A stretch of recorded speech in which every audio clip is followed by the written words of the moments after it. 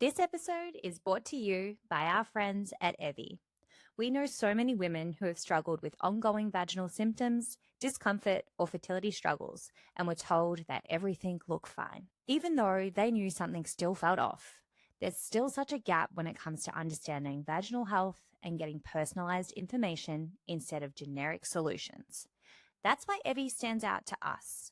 They offer easy, at-home vaginal microbiome tests that breaks down the bacteria and microbes in your microbiome, giving you detailed, personalized insights into what actually may be contributing to issues like irritation, imbalance, or recurring infections. And for anyone navigating fertility questions, trying to conceive, or going through IVF, Evie also includes fertility-related insights tied to the vaginal microbiome and reproductive health. It's not designed to diagnose fertility issues, but it can provide another layer of information that may help you better understand your own body. All results are reviewed by clinicians, and if eligible, you may even receive a personalized treatment plan based on your unique results. We loved how simple and convenient the process was. To learn more, visit evvy.com and use code SCRAMBLED for 10% off your order at checkout. Welcome to Scrambled. Your space for fertility, owning your 30s, and the scramble that makes it all worth it. Today, we're joined by Dr. Jaime Knopman, a board-certified reproductive endocrinologist based here in New York City. Dr. Knopman works with patients every day navigating IVF, egg freezing, fertility preservation after cancer, and the often complicated realities of family building. She's also the author of Own Your Fertility, a practical guide designed to help people better understand their reproductive health and make informed decisions about their future. We're especially excited for this conversation because fertility is one of those topics that's surrounded by myths, mixed messages, and a lot of misinformation. On one hand, people are told not to worry because medical technology can solve everything. On the other, they're bombarded with fear-based headlines and social media advice.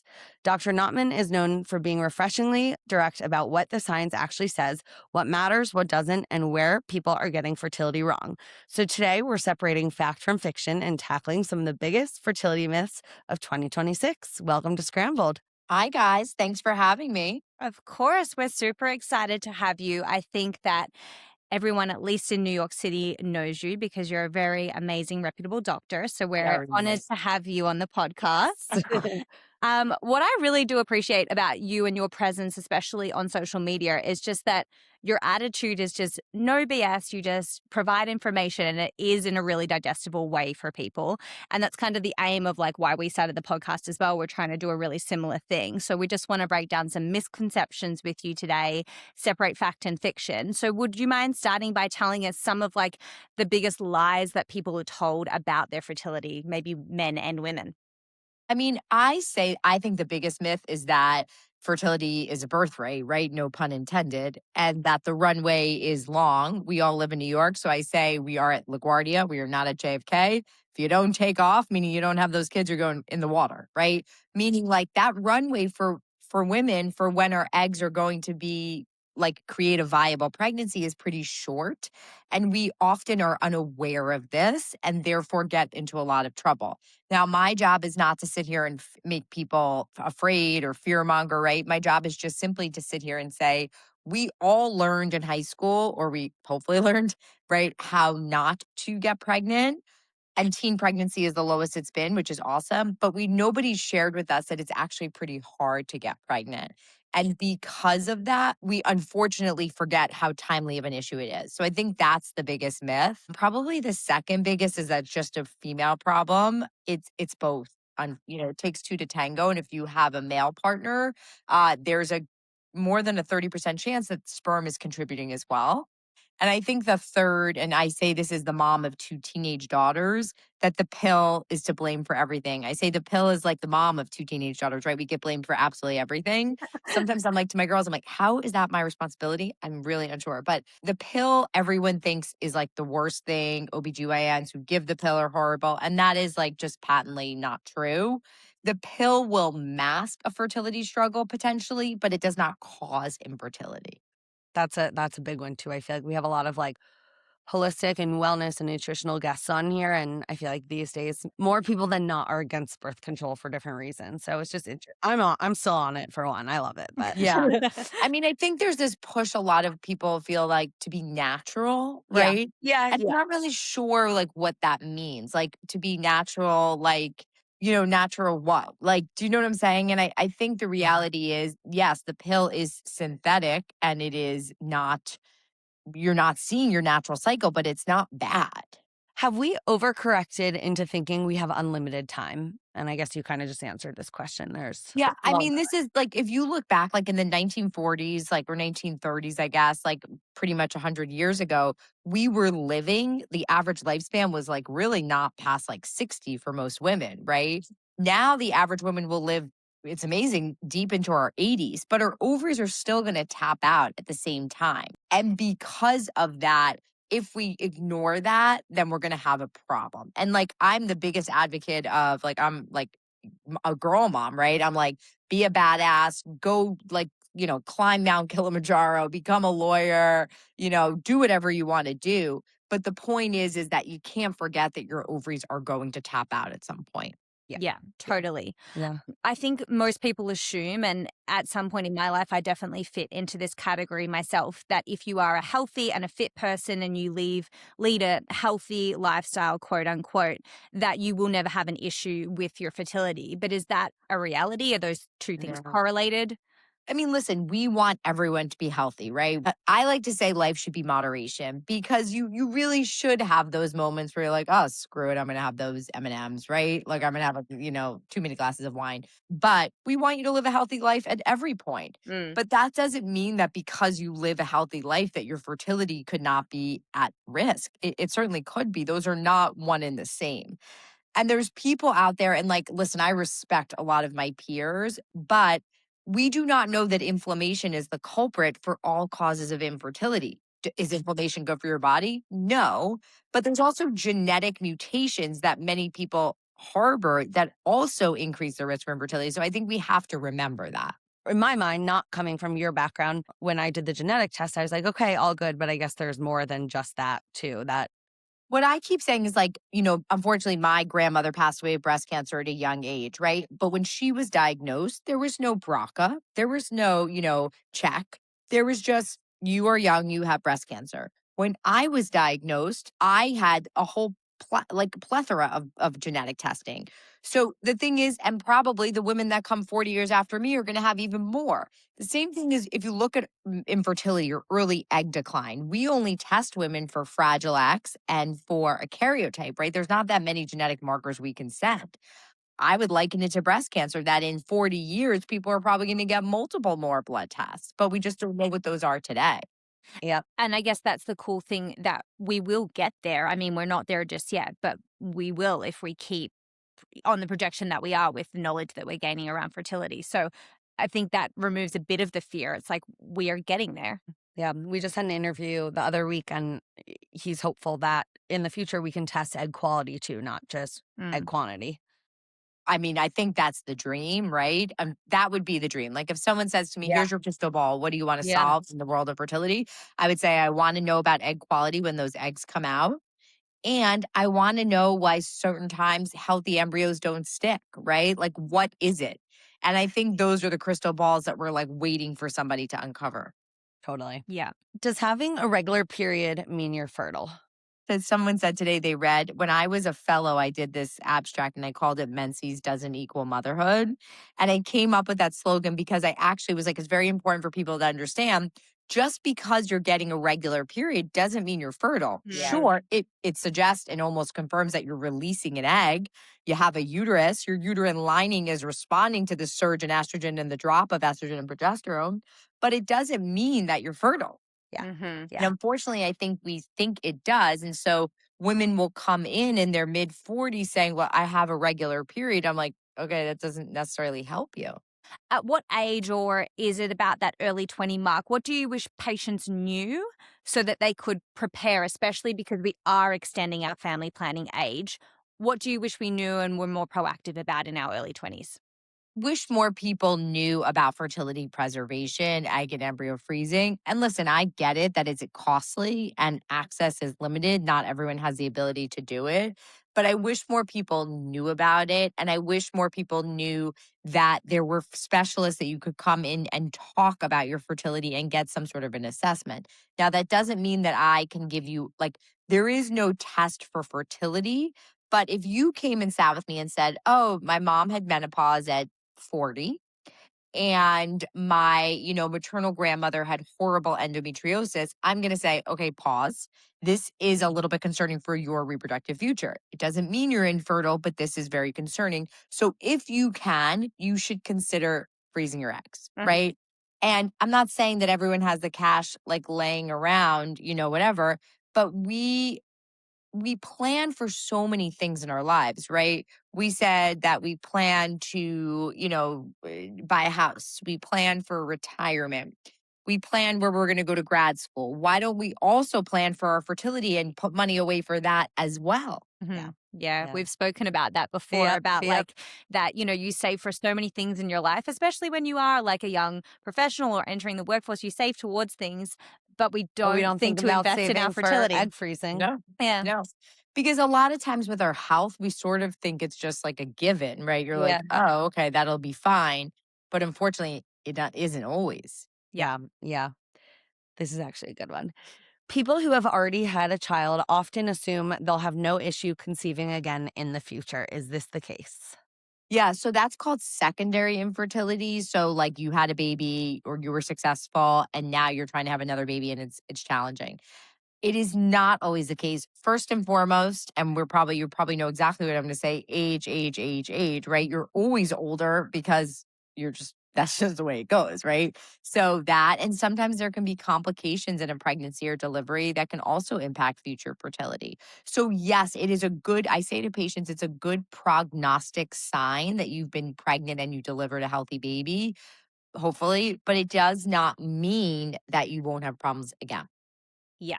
Okay. That's good to know because I think that is probably one of the most common misconceptions. I Yeah. have friends that have been in the same circumstance that are now dealing with secondary infertility, and they're just so shocked because they didn't necessarily have a difficult time on their Yeah. initial Yeah. conception. So, And vice versa too. mm, You use IVF the first time and then you immediately get pregnant the second time naturally. There's no rhyme or reason, I guess. It's so funny. We hear that a lot. Like, oh my goodness, I'm pregnant. I had no idea, And so you're Yeah. like, oh yeah, it can happen. Yeah. yeah, we Yeah. recently had a story of a woman who fell pregnant while her surrogate was pregnant. So that Oh was my God, interesting. twiddlings. We see that all Twiddling. like I have seen that so many times. It's beautiful and it's like sort of funny all at once because people are like, what am I gonna do? I'm like, Yeah. you're gonna have Two two. babies. You have two babies now. It's all you ever dreamed of. Yep. Yep. Yeah. Can we talk about, because I think this is a really common misconception. Does freezing your eggs guarantee you a baby one day? Oh, no. Man, I wish it did, but it does not. But I say this like my analogies, I keep saying that people are gonna be like, I've heard her say that before. You put a seatbelt on when you get into a car, right? You don't want to get into a car accident. And if you do, you pray to God that that seatbelt works. But unfortunately, it doesn't always work. Same thing can be said about egg freezing. But the point is, you could freeze your eggs and they could all be crap when you go to thaw them. Yeah. But the chances of them working is better than doing nothing and just waiting. You're going to kick yourself down the line if you didn't maybe try and give yourself the opportunity. And then that's, Yeah, that's what I see. I say to patients, like, I don't usually see people say, God, I wish I didn't do it. Uh-huh. People will say, I wish I did do it. Because if you then face fertility struggles and you had the opportunity and you didn't, you're going to really regret that you didn't give yourself that choice. yeah, totally. I actually just heard another story recently. My mom told me she was talking to a friend and her wife a while back froze their eggs. And then recently they decided, never mind, we don't want kids. And then she donated all of her eggs and she was like, I'm still happy I did it. But Mm. now they're for science or they're for someone else to have babies. And that's the thing people say to me. It's actually funny because, like, I meet with tons of 20-plus-year-olds. Like, they'll sit there and be like, I don't think I want a kid. I'm like, that's actually like 40% of people say that. Yeah, you have Because no idea what you want. you don't know what you want at 25 versus what you're going to want at 40. I think back to myself in my 20s. I'm like, I was a completely different person, Exactly. 100%. right? So, like, you can't predict that. You may very well say what your mom's friend said, like, okay, I don't want to, I'm just going to donate them. But then I love that story because maybe you're pushing science forward for somebody who really wanted children but was unable to have them. And these eggs are going to help us move to the next step. Exactly. Yeah. Exactly. Can we move a little bit towards men because we love to always bring them into the conversation and make sure that fertility is not just a woman's problem? Does a biological clock matter for men? Not in the same way. Like I always say, men sort of have that fountain of youth because they're going to make sperm most of their life. Certainly, it'll decrease in quality and quantity, but it'll be there, right? I mean, we see men that come into our office sometimes like in their like 70s, and you're like, Yeah. wow, okay. But of course, sperm ages as well. So there is a contribution of advanced paternal age that we have to recognize and not just say, oh, the sperm of a 65-year-old is the same as a sperm of a 25-year-old. No, that is not the case. Yeah. Yeah. Yeah. That's triggering a question in my head, I guess. I know women go through menopause and you can't really have babies after that, right? What's the oldest woman who's ever gotten pregnant? So because you can carry a pregnancy above menopause, right? So if you take an egg or an embryo, you don't an embryo from a egg donor, women can get pregnant. If you Googled it, you would see like 75-year-old woman has a baby. Yeah. In Gosh, the so it's US, possible. we have regulations where Mm, we don't really like to put embryos back into women who are above the age of 54 okay. because of risk. But yeah, you can manipulate the uterus to do whatever you want. That's crazy. That's really crazy. I've That's never thought blowing your about that mind. until now, actually. Yeah. Hmm. Wow. Okay. Back to men. What are men doing that's quietly hurting fertility? I would say like smoking pot, marijuana, we've now realized is not great for sperm. So that's probably the biggest risk factor.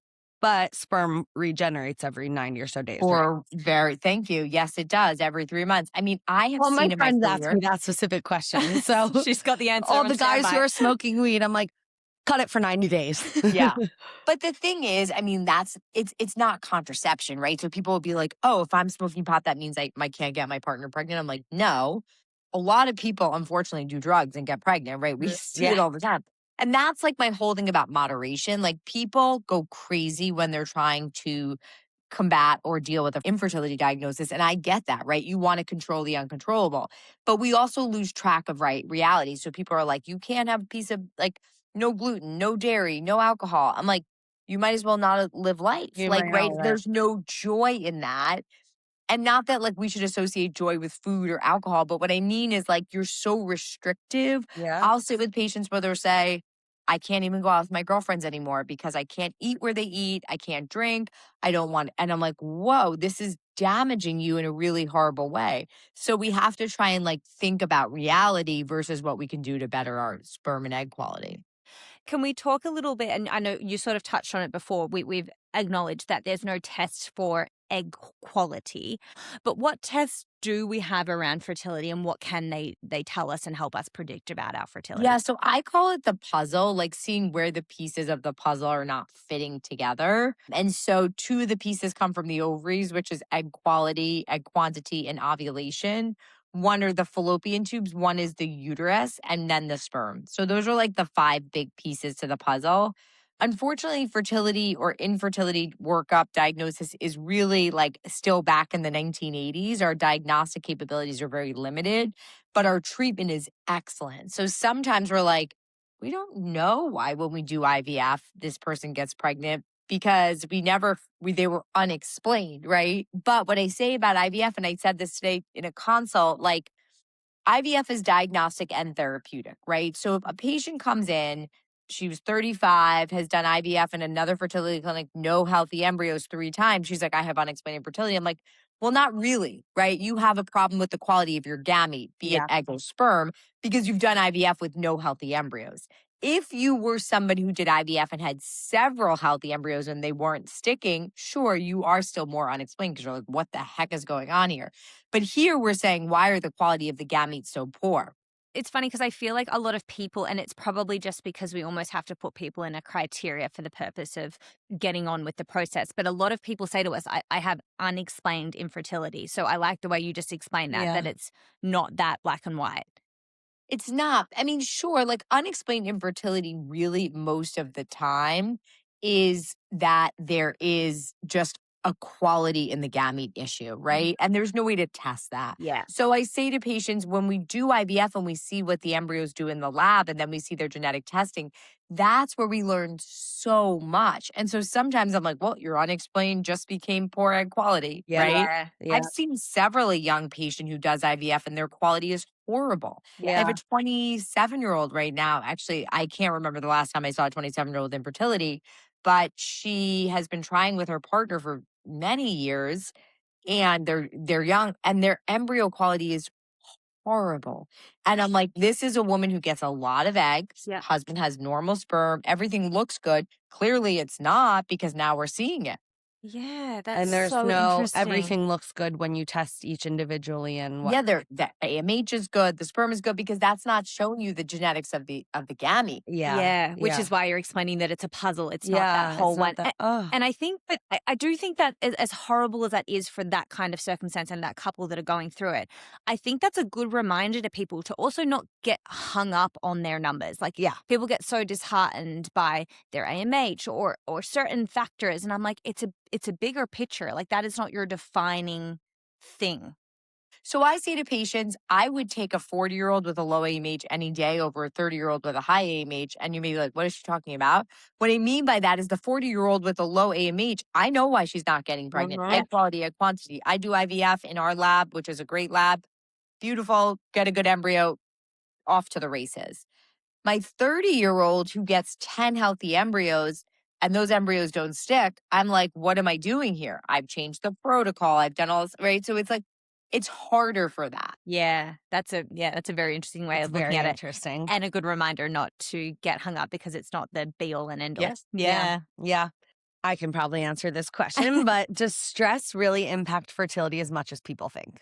I mean, listen, I always say I'm the daughter of a psychologist, so I recognize the impact Oh. stress has on our body. And like, of course it does. Like this morning I had a stressful event last night and I woke up this morning, I'm like, oh my God, my back is in spasm, right? Like I'm like, of course stress affects our body, our cortisol levels are higher, but like people get pregnant during wars, right? Like Mhm. there is no more stressful time. So I would say moderation again, right? Like, what can you do to release your stress? Is it sitting with your dog, which, by the way, I would say is a great way to release? Is it going on a walk with a friend in Central Park? Yeah. Is it reading a good book? What can you do to take that stress level down? Do it, right?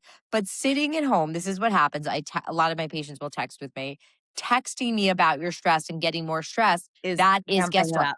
It's just stressful, Yeah. right? So, like, I think it's just it makes it worse because you're obsessing over it. Yeah. Yeah. Yeah. It's funny you say that. My therapist just recently was like, use Hudson, use your dogs to release stress. Like, smell 100%. him, pet him, like, use the techniques of like senses.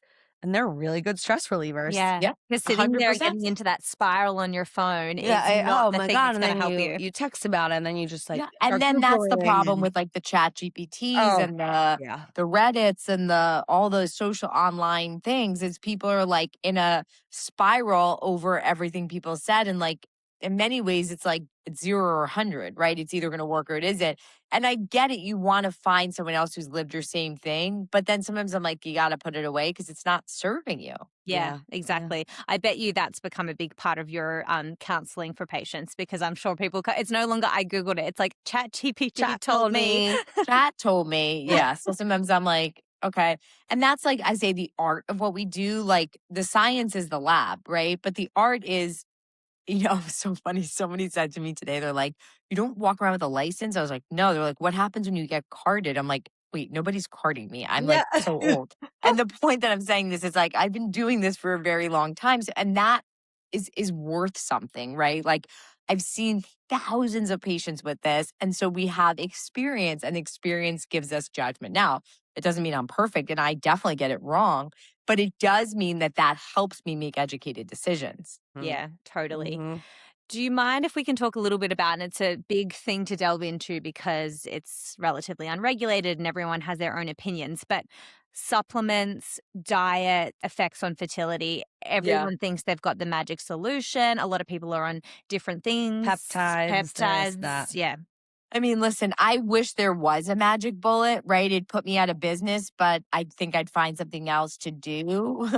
But there is no data that any of that is going to change it. And like I would argue that age is number one, number two, number three, number four, number five causes of infertility. Do I think that maybe there will be some supplements that'll help improve quality of our gametes? Potentially. But can I say that today that I would tell a patient to do this, this, and this? No. I think the interesting thing about the GLP-1s is they do decrease inflammation, right? We believe that. And if patients are overweight and that's contributing to their ovulatory dysfunction, that's going to help, right? So I don't discredit that. But sometimes I think we want something to be something, and so we make it into something maybe Yeah. before it is. Yeah. Yeah. I think it gives a sense of control in a situation where you're kind of lacking control. So, and like I say to people sometimes, like, if there's no harm in something and that is giving you a sense of Correct. relief, Yeah. have at it. Like, if that's I what, say that too. I'm like, if you want to do this and it's not going to hurt you other than maybe cost money, go for it. yeah. Yeah. But when people cross the line and they go to procedures that are risky and could damage, like hurt them, I'm like, let's take a time out. Like Yeah. you're putting what into your body? Yeah. Right. Like if you Right? want to Like, take an acai supplement, take it type thing. yes. Is there anything people are obsessing over that barely matters? I think people obsess a lot over the prenatal vitamin that they take. I joke around. I mean, I don't know. I can't say I have my kids are like that amazingly successful at school, but like I took whatever was free in the Bellevue clinic. Like I was like, that's free. I'll take that supplement. I think there's that. I think people really obsess over, I think sometimes people try and take their IVF or egg freezing or whatever cycles and like literally like digest it and make these maps and these graphs. And I'm like, I'm not really sure. Yeah. Yeah.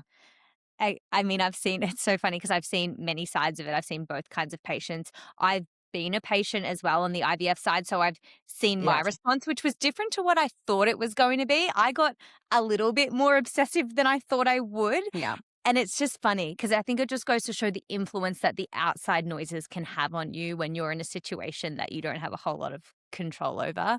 And I'm so bad at this. I'm like, what can I do to change the outcome? Because I'm so uncomfortable with what's going on. Someone once said this to me, and I think it's great. Like, anxiety is fear of the future, depression is sadness about the past, living in the present is hard to do, right? So, when you have fear of the future, which is anxiety, you're like, how can I control it? Yep. Mhm. Can I outstudy it? Can I outread it? Can I out whatever it? And unfortunately, you usually can't. And in your desperation to do so, you drive yourself insane. And frequently, everyone around you, right? Like people, not only like your partner, but your friends, even like people in the IVF clinic, sometimes it becomes challenging to help those patients because you're like, okay, wait, they don't trust anything we're saying. Yeah. Yeah. That's such a good point. Yeah. Kind of on that, I think, unfortunately, it's really unrealistic to assume that your patients are coming to you having done the hard research. Most people are jumping on TikTok or they're jumping on social media, and that's Or where chat. and that's where they're consuming their information from. What's the worst thing that either you've seen on socials or your Mm. patients have told you that they've seen on socials that's fertility related that they've heard and believed? That's a good question. I think there's a lot of people out there who like to liken themselves as like fertility experts because they've gone through a lot of fertility treatment and they've become like fertility coaches. And I'm like, I'm not sure what that is. And so, no, like hate to them. I'm not knocking their experience and their desire to like help people and create community. But I think sometimes when they start to give like advice over protocols. Like, I'm like, I'm not sure that's really in your like wheelhouse? Yeah. Yeah. I mean, it happens even with us. Like, people will come and ask us questions because we have this platform, And we're and I'll literally direct them to the episode they need to listen to with the expert that is giving the correct advice. I'm like, go and listen to the person who knows what Yeah. they're talking about. Yeah. Because it's so easy to just the dish out. funniest is when people ask me. Yeah. And people are like, can I call you? And I'm like, I literally don't, I never even went to school for medicine. I'm not a nurse. I'm Ugh. nothing. But I think I think what happens is you guys are approachable clearly, right? And they want like to get other opinions. And you're so you're so swayed by like, it's like, even like, I'm like, this is so lame. Like when I go to get dressed, like I'll like text like 10 different friends, like Of what pictures to of my wear. outfit. Yeah. Yeah. Cause I'm like, no, I think it looks good. And I'm like waiting for the person to say it looks good. Yeah. You know, like Yeah. you want that positive feedback, even when maybe in your head, you're like, this is maybe wrong. Yeah. Yeah. No, totally. 100%. I think that's another reason too. Like often people will like contact me and ask for maybe a provider that they should go and see. And I'm like, I actually can't answer that for you because every person has a different need and Yeah. needs a different approach. So I'm always like to people, you kind of have to do your own research and find whomever you gel with because you're going to be on a journey with that person once you commit. I say that all the time. Like most of the success in IVF treatment honestly does not come from us as physicians. And listen, like I have no ego in the game. I always say, like, I don't even call patients with good news. I only call with the bad news. I let the nurses do all the good calls. But the point is like we really get success by the men and women who work in the laboratory. Yeah. That's where your success comes from. Yeah. So you can like me or not like me. I think if you don't like me, it's going to be a very long, painful journey, right? But you really, really get your success from the lab. Mhm. Yeah. Lab being the embryologists who Yeah. are. And the physical lab that Yep. they're working within. Yeah, Yep. totally. Yeah, that's another thing. And that data is available to people. I'm like, there is literal places you can go to see this lab data. So it's But out there. are you Australian? I am, yes. Yeah. So the woman who runs the CCRM genetics lab, who is like the smartest woman I know, definitely my girl crush. I'm like, she's just amazing. She is Australian. And when you started talking, I'm like, oh my God, she sounds like Mandy. And she always says data. So I'm like, definitely she's Australian. What do you guys say? Data. Data. Yeah. We have a running list because we're going to do not an episode, but like a little YouTube short on all the different ways we say things. I love that. There's It's funny. times at work where I'm doing patient education and I can tell by the look in the person's face. I'm like, you don't know what I'm talking about. But you just said something. You said you can gel with them. It's like you can vibe with them or Yeah. like click with them or But bond. also there's a lingo that has escaped me. Okay, low key, high key. Okay. So I have heard my kids be like, low key this, low key that. So I gave a talk to like women who were like in their 20s. And the woman stands up and she goes, high key. I'm like, wait, I'm out. There's a high key. And she goes, yeah. I'm like, oh my goodness. I'm like, can you use it in a sentence so I can go home and use it with my teenage daughters? And then I went home and they're like, Loki, what are you talking about, bro? And I'm like, oh man, I must have messed it up. You were like, Yeah. I thought we were hiking now. What's happened? Yeah. And then they're like, Mom, high key and low key sort of like the same thing anyway. I don't know. Yeah, why you're exactly. there. I'm like, Exactly. But who decides this stuff and where does it come from? yeah, I'm crashing out. I'm locked in. Yep. Yeah. Yep. I have two younger sisters, so I feel like I'm up to date with all of that at this point. But yeah, it's crazy. I mean, I have younger cousins. I'm like, I don't even know what you're it's saying. embarrassing sometimes when you've got to go and quickly Google something. I always put myself on incognito mode as well. I'm like, I don't want the internet to know I had to find out what that meant. Oh my God, that's so funny. You know, the same thing goes for like, I wear my hair in a side part, as you probably can tell. It drives my girls crazy. They're like, because they want because middle. I'm always trying to like flip their hair to the side. What are you doing? I'm like, what do you mean? They're like, people don't do that, Mom. Okay. It's side. And I'm like, oh, or like the slick back. I'm like, why are you putting all that crap in your hair just to put a ponytail in? Yeah. I'm like, do like a cute high pony. And they're like, no. But I will say, credit to my girls because I have a 6th grader and a 9th grader. And the 6th grade health teacher literally said to my 6th grader, I have never met a 6th grader that knows more about puberty and eggs than you. She corrected the teacher. She was like, no, the start of the menstrual cycle is when the eggs do start their development. Like, she was like, my mom's a fertility doctor. Like, I know this. Yeah. She's like, we've got to get my mom in here. She's got to do she was like, no. And the health teacher was like, you tell your mom she did a very good job. I'm happy that was her reaction, the teacher. Yeah. No, she was totally here for it. And like, my daughter is like, nope, wrong. Nope. There's nothing more humbling than teenage girls. No. Oh, no. Hats off to teachers. They're amazing. Yeah. Yes. Or emotional, or as you're like, wait, what is going on? Yeah. What is going on?